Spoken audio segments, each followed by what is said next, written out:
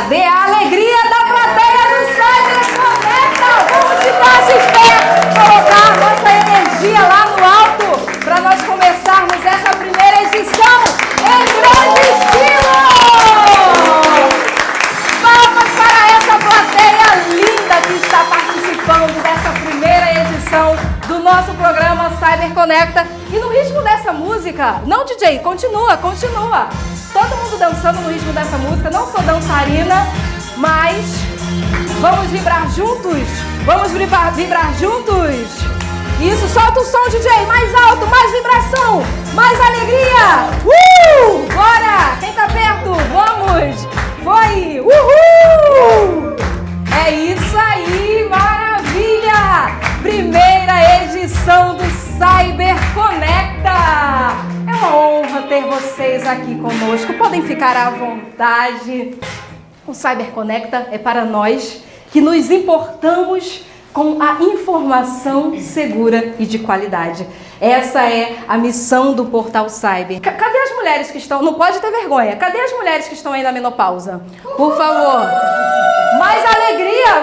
Cadê as mulheres que estão na menopausa? Muito bom. Eu ainda não estou, mas eu já estou sabendo tudo para quando eu chegar no meu momento de menopausa em grande estilo, porque já tive a oportunidade de conhecer a nossa entrevistada em outros eventos e agora vocês terão essa oportunidade também. Então, no palco do Cyber Conecta, a doutora Mariana Ferraz. Mais palmas. Obrigada. Doutora, que honra. Muito obrigada nessa sua vida corrida, porque além de ginecologista, ela é obstetra também. Sim. Fizemos quantos partos essa semana, doutora? Não, essa semana foi um só. Foi um só? Ah, foi um só. Dessa vez foi um só. Que maravilha, doutora. Vamos então esclarecer essas temáticas de climatério, menopausa. Conta pra gente o que é de fato. Eu nem sei o que é isso, porque eu nem cheguei ainda, né? Essa história de menopausa, climatério, menopausa, doutora. Vamos lá. A menopausa ela é um aniversário, é a última menstruação que a mulher vai ter na vida. A gente só consegue fazer essa conta depois que ela fica 12 meses sem menstruar. Então, se uma mulher parar de menstruar agora em setembro, só em setembro de 2026 que a gente bate o martelo que de fato ela entrou na menopausa. O climatério é essa transição da mulher que ainda menstrua e está na fase reprodutiva para a mulher que passa para a menopausa e deixa de estar na fase reprodutiva. E em relação aos sintomas, doutora, como identificar? Essa é a parte difícil. Na verdade, a gente tem até trabalho científico mostrando que as mulheres têm dificuldade de reconhecer que aqueles sintomas que elas têm são sintomas de menopausa ou perimenopausa. A mulher ela pode continuar menstruando, mas começar a ter todas as queixas como se estivesse na menopausa, mas ainda menstruando todo mês, ou às vezes mês sim, mês não. E aí pode entrar a onda de calor, que é muito clássica, todo mundo reconhece como menopausa, mas pode ter dor articular, cansaço, irritabilidade, como se fosse uma TPM eterna. A pessoa fica mais irritadiça, um pouco mais braba, vamos dizer assim.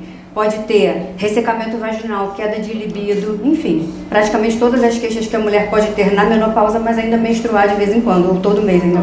Nós temos homens na plateia, vocês estão tendo acesso, rapazes, a informações exclusivas. É isso aí. Porque quando vocês verem as suas esposas nesse período, nervosas, estressadas...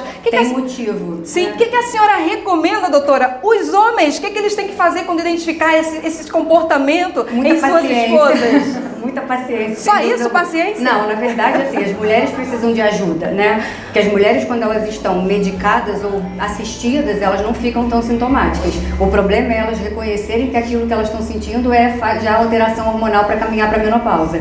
Tem gente que às vezes para de dormir. Aí fala, não, eu tô com insônia porque eu tô dormindo mal. Não entende que aquilo ali é uma alteração hormonal. Ah, eu tô mais irritada porque eu fiquei cansada no trabalho. Não é, tua vida tá normal. E de repente, de uma hora para outra, você começa a ficar esquisita.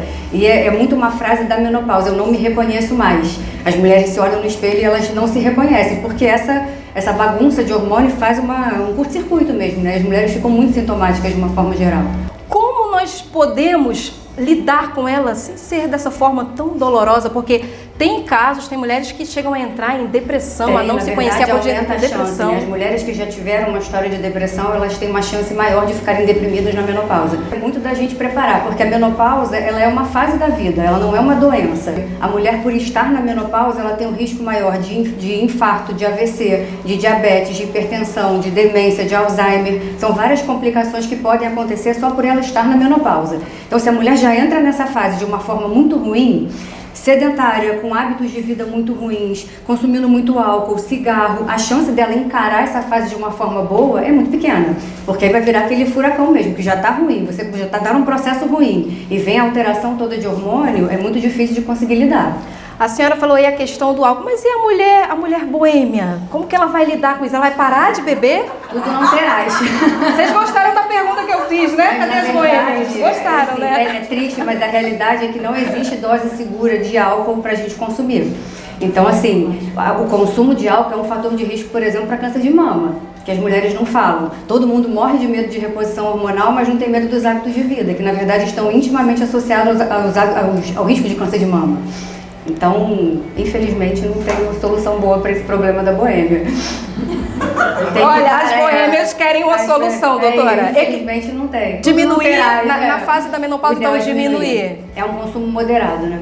Eu tô com 34 anos, quero desde já planejar, assim como nós fazemos o planejamento previdenciário, temos aqui na plateia a doutora Alessandra Cuimar, assim como nós fazemos o planejamento previdenciário, também é preciso fazer o planejamento da velhice, Com doutora, certeza. é isso mesmo? Na verdade, se a gente vê hoje em dia, você vai na rua, tem um senhor de 80, 85 anos caminhando, independente, sozinho, ele não começou a trilhar aquele caminho com 81, ele começou muito antes. Então a gente tem que lembrar que a gente vai precisar do joelho o resto da vida, vai precisar de massa muscular o resto da vida. Então, primeira coisa, a atividade física é inegociável.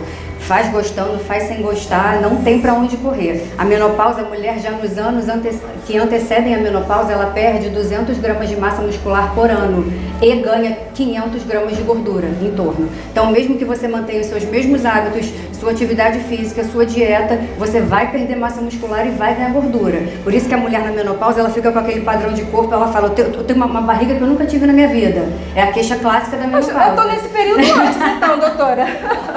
Então, o que a gente pode fazer, na verdade, é caprichar nos hábitos de vida. A gente tem que entender que a atividade física é remédio, a atividade física previne doença, a atividade física te dá mobilidade, te dá autonomia para quando você envelhecer, você não precisar de ninguém.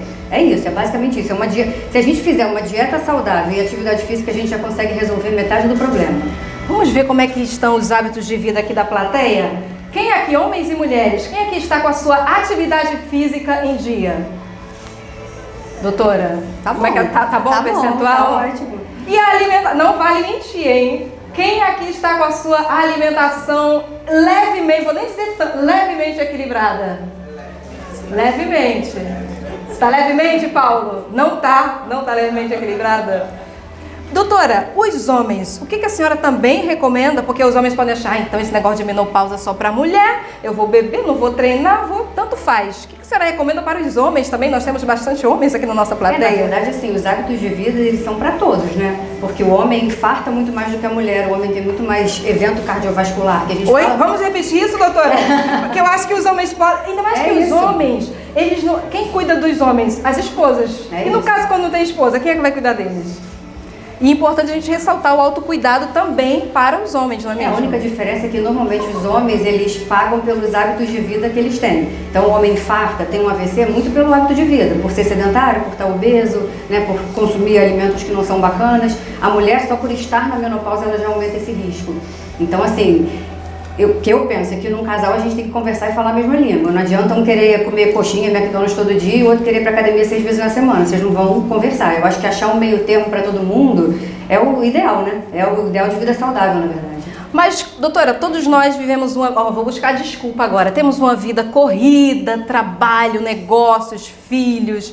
E como então conciliar isso para colocar essa atividade física, essa alimentação, esses hábitos saudáveis? Você, por exemplo, compartilhe com a sua rotina para a gente se inspirar. Vocês precisam ver a rotina da doutora. Na verdade, eu acho que a pessoa que é adulta e trabalha, ela não vai ter tempo. A gente não tem tempo, a gente tem que criar tempo para fazer atividade física. Criar o tempo, excelente. Eu malho 5h30 da manhã. Eu acordo 4h40 de segunda a sexta-feira, porque foi o tempo que eu arrumei. Não é bom, é horrível. Mas assim, ou eu fazia nesse horário, eu já fui a pessoa que falava que não tinha tempo. Eu ficava, não, tô muito cansada, virei a noite trabalhando, eu tenho 2 crianças pequenas, aí chegou uma hora que me deu um estalo, eu falei, até eles crescerem, eu não vou ter tempo. Não adianta. Então assim, eu criei um horário que quando eu comecei, eu sentava na cama e falava, meu Deus, o que eu tô fazendo com a minha vida? Que meu olho não abria. Mas agora tá no automático, assim, eu já vou, não é ótimo, eu não recomendo. E você tem dois filhos, né? Eu tenho 2 filhos, eu tenho um casal. Qual a idade deles, doutora? 7 e 4. 7 e 4 anos, ó, arrumou que horas pra malhar? Pois de madrugada. madrugada. Assim, é um horário que, na verdade, se eu for à noite, eu não fico com os meus filhos, porque eu trabalho durante o dia.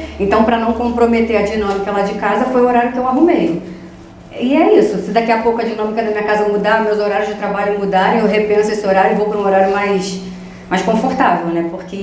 Mas a gente tem que criar tempo. Enquanto a gente não colocar, a gente não entender que a atividade física tem que ser uma prioridade, ela nunca vai ser. O meu marido é uma pessoa que é super resistente. Ele fala, isso não me faz feliz, não tenho tempo. Mas assim, ele tem um horário bem mais folgado do que o meu, entende? Então assim, tem tempo, dá tempo. Na verdade, ele não colocava, porque hoje em dia ele está fazendo bonitinho. Mas ele não colocava aquilo como prioridade. Enquanto a gente não elegia aquilo como compromisso, como prioridade, a gente se vira e vai ao mercado, né? A gente se vira e vai a uma festa de escola quando a criança tem alguma apresentação, porque a gente coloca aquilo ali como prioridade. Então a atividade física tem que ser isso. Eu acho também que a gente tem que parar de esperar o prazer. Eu sou uma pessoa que, apesar de ser disciplinada, eu não tenho prazer nenhum. Eu faço aquilo ali, assim, eu vou ali com a minha porque tem que fazer, porque precisa ser feito. É isso, mas eu não gosto. Mas eu entendi que aquilo ali é importante. Numa frustração de esperar, não, mas eu vou gostar, eu tenho que gostar. Não tem que gostar. A gente, vida adulta, a gente faz um monte de coisa que não gosta e paciência, né? A gente tem que pensar que aquilo ali, a gente está trilhando um caminho bacana para uma velhice bacana. É pra gente ter autonomia, pra gente se limpar sozinho, sem ninguém precisar, sabe? Sem ter ajuda de ninguém, sem precisar de filho, de vizinho, de tio, enfim, de qualquer pessoa para te ajudar. É isso.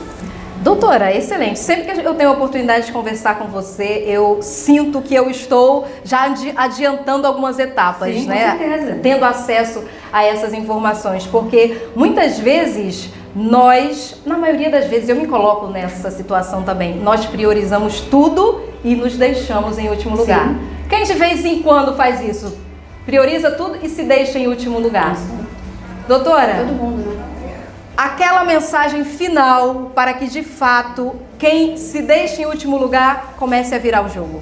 Na verdade, eu acho que a gente tem que... Eu trabalho com uma médica que ela fala uma frase que a gente tem que praticar o egoísmo saudável. Egoísmo saudável. Eu gostei desse termo, egoísmo Na verdade, saudável. a gente se cuidar é um ato de amor com a nossa família. Porque se a gente não se cuidar e viver uma vida inteira sem cuidar, em algum momento alguém vai precisar cuidar da gente, né? Ou se Deus me livre, a gente vai morrer antes, mas se não morrer, a gente vai precisar do cuidado de alguém. Então é muito da gente trilhar um caminho bacana pela independência mesmo, pela autonomia, pra gente conseguir ter 80 anos se limpando sozinha no banheiro, carregando sua bolsinha Norte-Frutti. Não adianta a gente chegar com 79 e se arrepender. Eu que atendo um público mais idoso, eu vejo nitidamente quem fez boas escolhas e quem não fez boas escolhas na vida. Como você colhe lá na frente, sabe? Então você paga.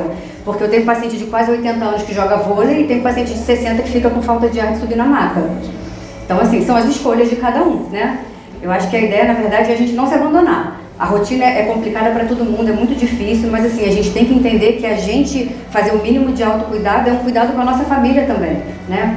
E para incentivar ainda mais essa questão de autocuidado, nós sabemos, doutora, que a senhora faz procedimentos muito avançados nessa área ginecológica e nós queremos saber dessas novidades, desses procedimentos. Conta pra gente um pouquinho. Na verdade, mulheres, ouçam! Eu trabalho muito com laser vaginal, que é uma tecnologia que não dói nada, que é muito voltada para as pacientes da menopausa pela queixa do ressecamento, mas às vezes as pacientes com câncer de mama que não fazem reposição, não podem, né, fazer reposição hormonal, elas têm um benefício muito grande. Então é basicamente para as pacientes com queixa de ressecamento, com incontinência urinária, aquela coisa de, eu pulo, não pula, pula, sai um escapezinho de xixi, espirra, tosse. Isso melhora bastante com laser. E eu faço toda a parte de ginecologia regenerativa, que hoje em dia as pessoas, a gente que é brasileira, assim, a gente tem uma cultura de se depilar. E quanto menos pelo você tem, mais você se observa, né? Então, existe uma demanda mesmo espontânea por clareamento de região íntima. As mulheres, quando elas estão na menopausa, elas perdem muito recheio de gordura da região íntima. Recheio de gordura. Porque na verdade assim,